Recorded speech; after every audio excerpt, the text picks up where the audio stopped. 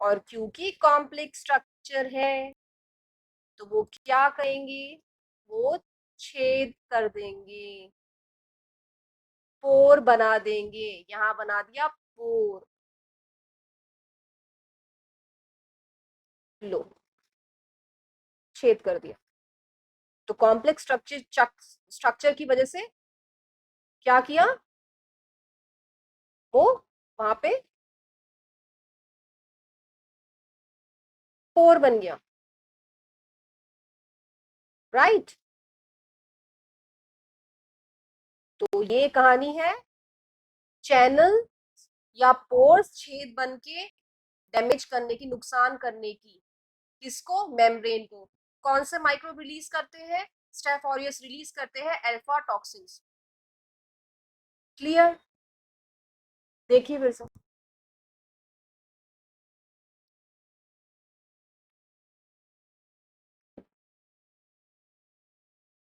ये बना लिया छेद।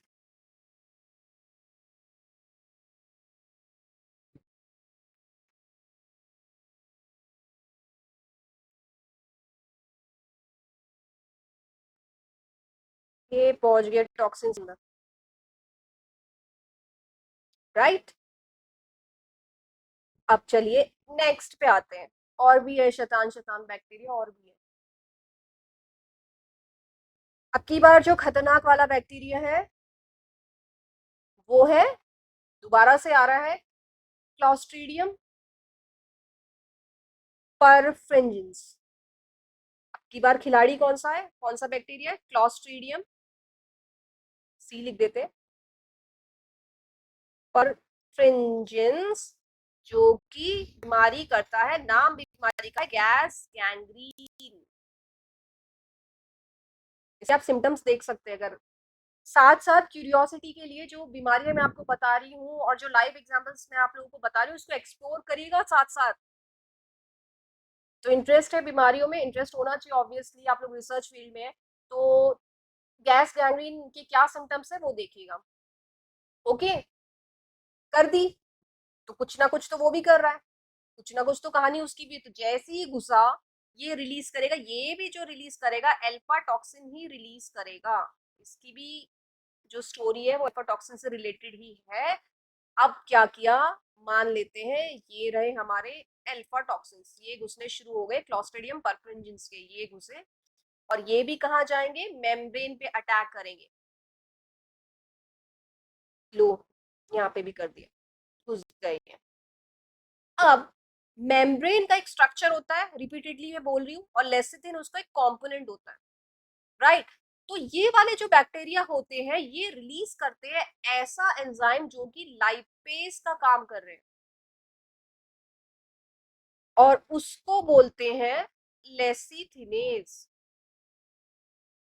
अब लाइपेज क्या होते हैं, एज जहां पे आ गया, बता रही हूँ, क्रैक द टर्मिनोलॉजी। एज जहां पे आ गया, एंजाइम है वो, जिसके सफिक्स में एज आ गया, एंजाइम है। तो लेसिथिन को तोड़ने वाले, क्योंकि ये फॉस्फोलाइपेज है, लाइपेज तोड़ते हैं, हाइड्रोलेसिस हाइड्रोलाइसिस हाइड्रोलेसिस वाले तोड़ते हैं, ध्यान दीजिएगा टर्मिनोलॉजी पे। तो क्योंकि ये एक फॉस्फोलाइपेज है तो ये क्या करेगा, लेसिथिन को ही तोड़ देगा। तो जब कॉम्पोनेंट ही टूट गया, दीवार का, दीवार की एक ईंट ही टूट गई, तो क्या होगी, दीवार ही गिर जाएगी ना। तो चलिए दीवार गिरा देते हैं। और यहाँ पे दीवार क्या है, दीवार बेचारी यहाँ पे मेम्ब्रेन है, लो तोड़ दी दीवार।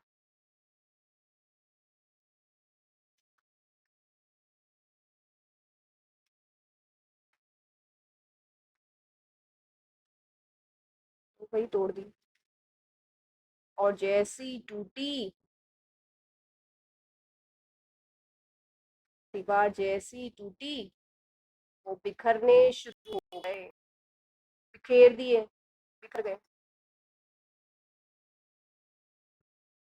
तोड़ दी दीवार, मेम्ब्रेन को कर लिया, और यहाँ से घुस गए टॉक्सिन्स अंदर।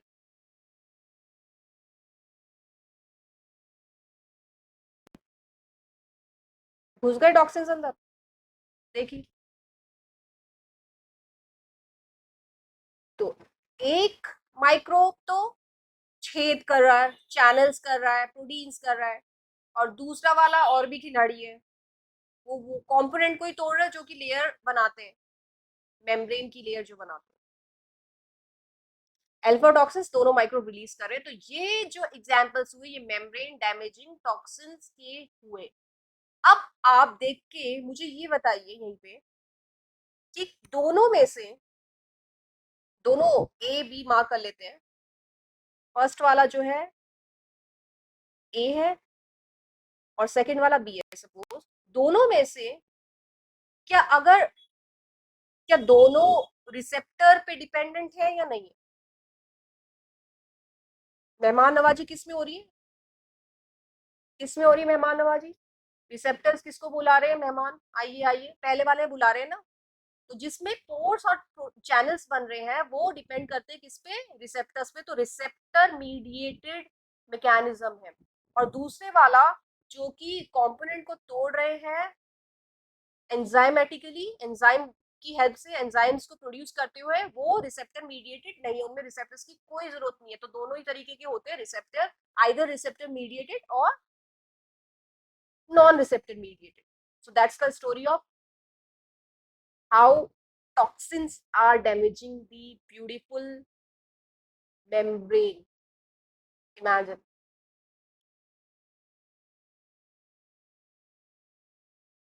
आगे बढ़े।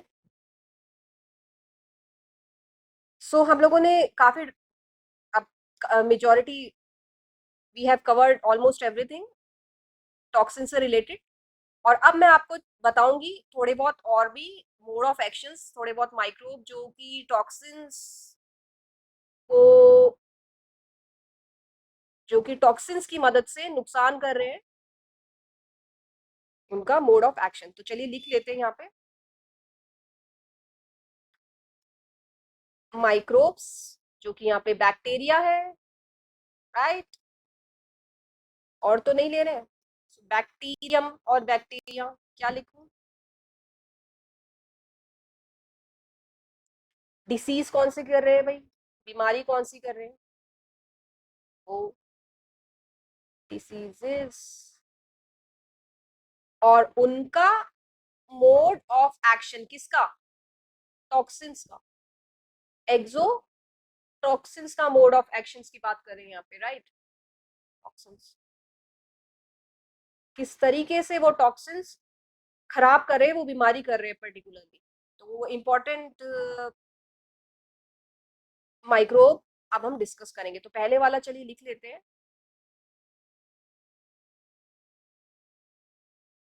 पहला हम लोग पढ़ चुके हैं, कॉर्नीबैक्टीरियम डिप्थीरिये, राइट। सो बीमारी कौन सी कर रहा है? बीमारी कर रहा है डिप्थीरिये,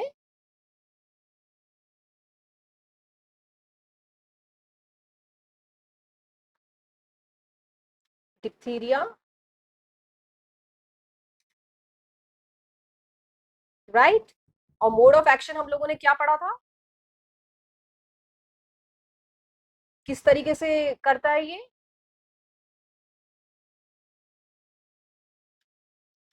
किस तरीके से करता है?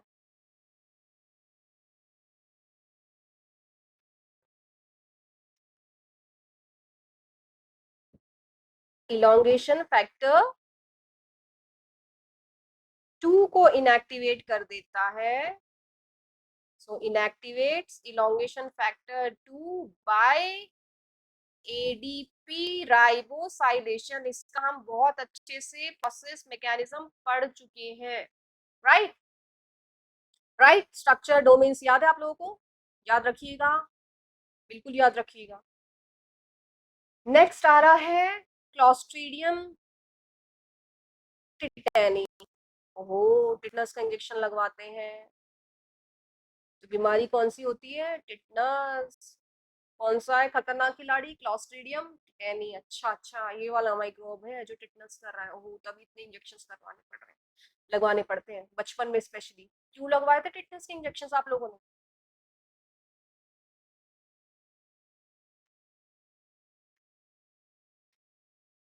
सो ये कैसे करते हैं, ये एक न्यूरोटॉक्सिन है, और क्योंकि न्यूरोटॉक्सिन है तो ब्लॉक करेंगे न्यूरोट्रांसमीटर को, जो कि यहाँ पे है glycine, blocks neurotransmitter and that is glycine. Glycine पर अटैक करो। अच्छा, ये दो हो गए।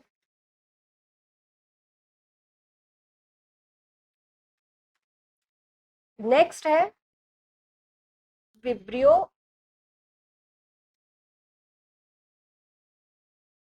कॉलेरे।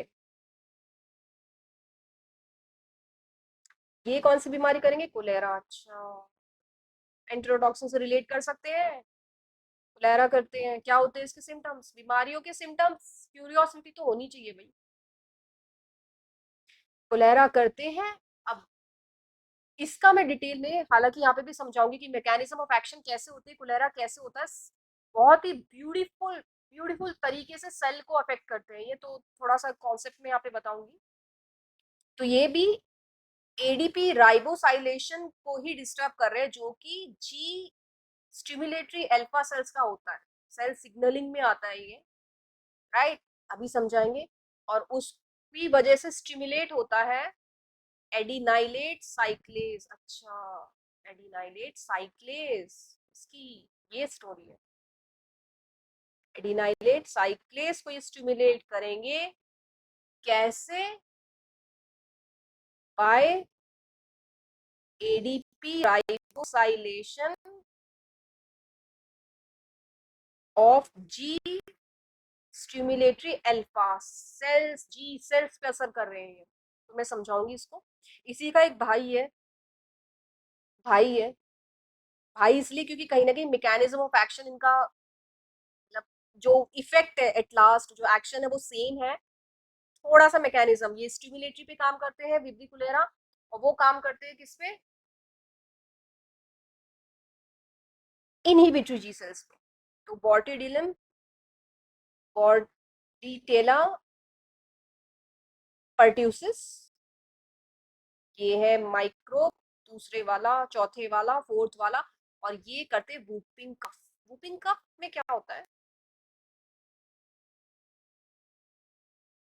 वूपिंग कफ में क्या होता है, खांसी जो होती है ना, खांसी आवाज होती है उसमें, इसका देख लो, वूपिंग कफ के सिम्टम्स देख लो। सो इसी तरीके से ये भी स्टिमुलेट कर रहे हैं एडिनाइलेट, ए लिख रही हूं मैं, साइक्लेस को, बाय, थोड़ा सा मैकेनिज्म अलग हो गया यहाँ पे, इनहिबिटरी आ गया, एडीपी राइबोसाइलेशन ऑफ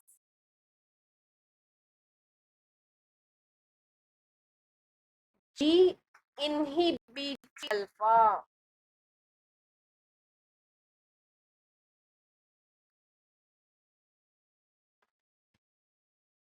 ओके, तो चलिए मैकेनिज्म थोड़ा सा समझ लेते हैं।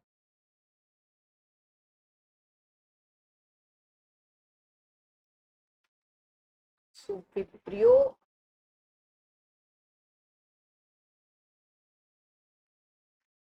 कोलेरा रिलीज करने वाले यहाँ पे कोलेरा टॉक्सिन, ये कर दिया रिलीज। अब मान लिया ये सेल है, यहाँ से ओपनिंग कर लेते, ये एक सेल है, चलिए ये बना ली, ये बना ली, सेल की लेयर्स बना ली, राइट। अब ये टॉक्सिन घुसेगा, एक स्ट्रक्चर बना लेते हैं, मान लिया एक रफ सा स्ट्रक्चर है ये, एक टॉक्सिन ये अंदर आ गया,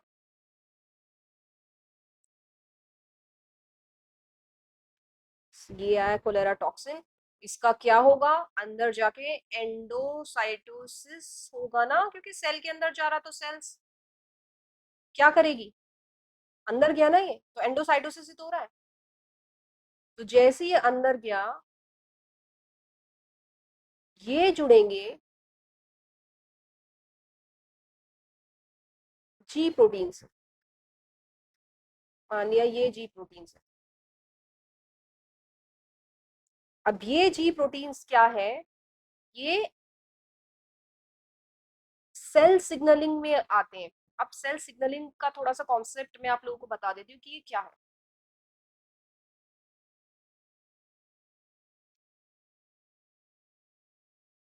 अभी मैं एक बच्चे को पिन चुबो दूं, अभी इसी वक्त, तो क्या करेंगे आप? यहाँ मैंने सपोज पिन चुबोया, यहाँ मैं पिन चुबोने वाली हूँ, मेरा दिमाग घूम गया, मैं तो एक साइंटिस्ट हूँ, मैंने एक बच्चे को पिन चुबो दिया।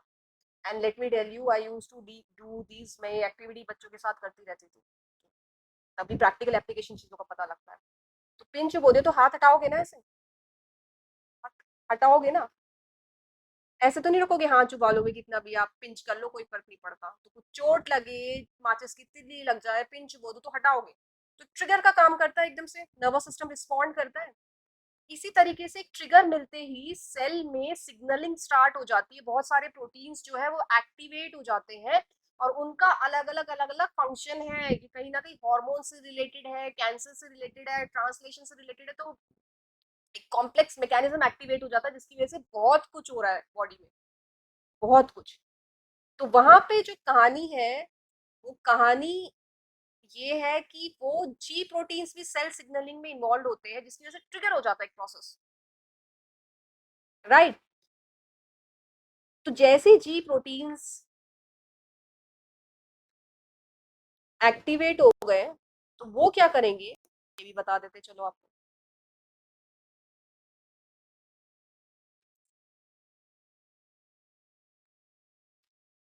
वो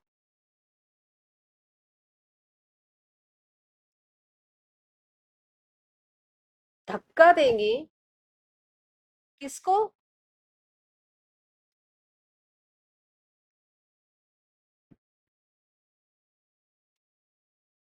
एडिनाइलेट साइक्लेस को। ये एक्टिवेट कर दिया एडिनाइलेट साइक्लेस, तो ये घुसा, ये बन गया कॉम्प्लेक्स, ये जुड़ गए, ये एडिनाइलेट साइक्लेस एक्टिवेट हो गए, जिसकी वजह से क्या होगा, क्या काम होता है एडिनाइलेट साइक्लेस का, ये एटीपी को कन्वर्ट कर देंगे किसमें, साइक्लिक एएमपी में। साइक्लिक एएमपी प्रोडक्शन बढ़ गया, बढ़ गया, होते जा रहा है, होते जा रहा है, होते जा रहा है, राइबोसाइलेशन होते जा रहा है, एडीपी का राइबोसाइलेशन होते जा रहा है, स्टिमुलेटरी स्टिमुलेशन हो गया ना, तो जी एस अल्फा स्टिमुलेशन हो गया, साइक्लिक एएमपी बनते जा रहा है, बनते जा रहा है, बनते जा रहा है, और ये डायरेक्ट असर कर रहा है किस पे, जिसकी वजह से क्या हो रहा है, आयंस का आदान प्रदान शुरू हो गया, कुछ अंदर जा रहे हैं, कुछ बाहर जा रहे हैं, कुछ अंदर जा रहे हैं, कुछ बाहर जा रहे हैं। तो बाहर जाएंगे यहाँ से, ये निकल गए बस, CFTR बाहर निकल गए, क्लोराइड आयंस बाहर निकल गए, H2O मॉलिक्यूल्स बाहर निकल गए, ये निकल के बाहर, और अंदर घुस रहे हैं सोडियम आयंस, सोडियम आयंस अंदर घुस गए, एंड सो, तो गड़बड़ हो गया ना, सब गड़बड़ हो गया इधर उधर। तो क्या होगा, वाटर मॉलिक्यूल्स अगर बाहर निकलेंगे, हद से ज्यादा अगर बाहर निकलेंगे, तो इस बीमारी में अब क्या रिलेट कर पा रहे हो, डिहाइड्रेशन होएगा, डिहाइड्रेशन मतलब पानी की कमी होगी इसमें।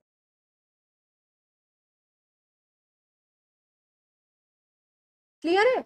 ये बिल्कुल बेसिक बताया मैंने, डिटेल में और बढ़िया तरीके से जानेंगे जब हम लोग सेल सिग्नलिंग के बारे में पढ़ेंगे सेल बायोलॉजी में, तो उसमें कवर करेंगे, काफी इंटरेस्टिंग है। सो ये एग्जाम्पल हो विब्रियो कोलेरे के, जो कि कोलेरा टॉक्सिन रिलीज करता है, कोलेरा की बीमारी करता है, तो आदान प्रदान हो रहा है, डिहाइड्रेशन हो रहा है, बॉडी देखिए कहाँ से हो रहा है, डिहाइड्रेशन कहाँ से स्टार्ट हो रहा है, इतना कॉम्प्लेक्स है सब कुछ। इसी तरीके से पर्ट्यूसिस जो बैक्टीरियम होता है, वो वूपिंग कफ करता है, ये क्या गड़बड़ करेगी, इनहिबिटरी अल्फा जी सेल्स को गड़बड़ करेंगे, जिसकी वजह से वो रुकता ही नहीं है मैकेनिज्म, वो भी होते जाता है, होते जाता है, होते जाता है, होते जाता है। तो इसको हम लोग बाद में समझेंगे डिटेल में, राइट, राइट।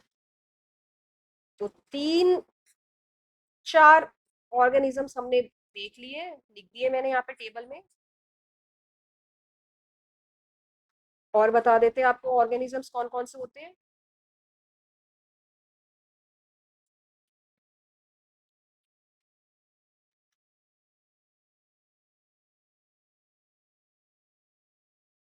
चलिए और आते हैं।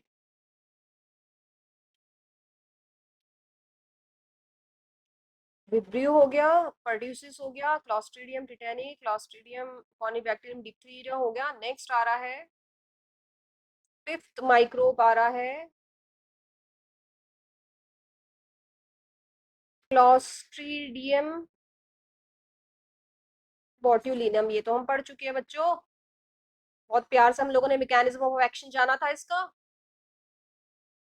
क्लॉस्ट्रीडियम बॉट्यूलिनम जो कि फूड पॉइजनिंग करता है, जिसे बोलते हैं बॉट्यूलिज्म। और ये क्या कर रहा था, कौन से न्यूरोट्रांसमीटर को गड़बड़ कर रहा था, ब्लॉक कर देता है किसके रिलीज को, एसिटाइल कोलिन, जो कि एक न्यूरोट्रांसमीटर है। क्योंकि ये न्यूरोट्रांसमीटर को अफेक्ट कर रहा है, तो ये कौन सा हुआ, ये एक न्यूरोटॉक्सिन रिलीज कर रहा है, राइट।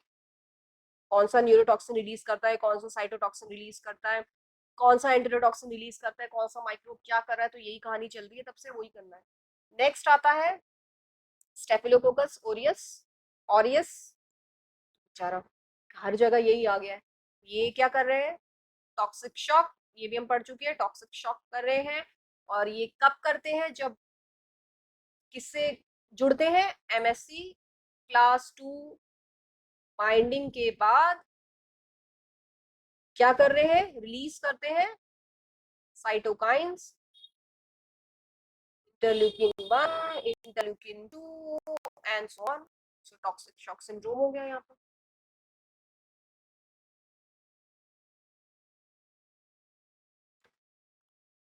देन एक और है बेसिलस एंथ्रेसिस। ये इसकी कोई हिस्ट्री तो नहीं है बच्चों, एंथ्रेक्स बीमारी की कोई हिस्ट्री तो नहीं है, वैक्सीनेशन से रिलेटेड तो नहीं है, एडवर्ड जेनर को आप कनेक्ट कर सकते हैं एंथ्रेक्स की बीमारी से। सो ये जो टॉक्सिन है, toxin is related to adenylate cyclase, adenylate cyclase, दिख रहा है।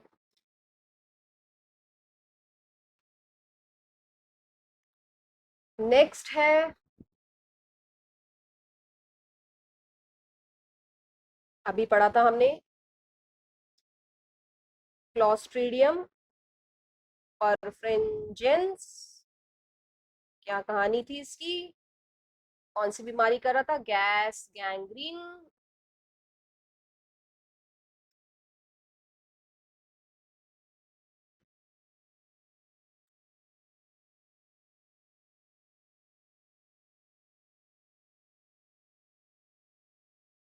और अल्फा टॉक्सिन जो है वो एक लेसिथिनेज है। सो अल्फा टॉक्सिन इज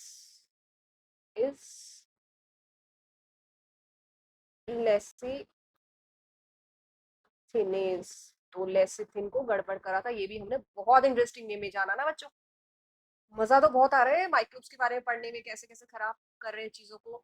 बीमारियों के बारे में हमको पता था, थोड़े बहुत सिम्टम्स पता था, लेकिन ये नहीं पता था कि अच्छा इस तरीके से सेल्स जो है वो डिस्टर्ब हो रही है, इस तरीके से गड़बड़ हो रहा है सब।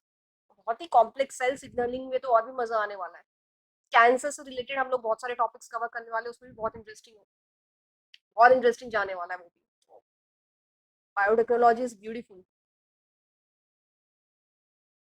राइट। तो एक बार देख लीजिए।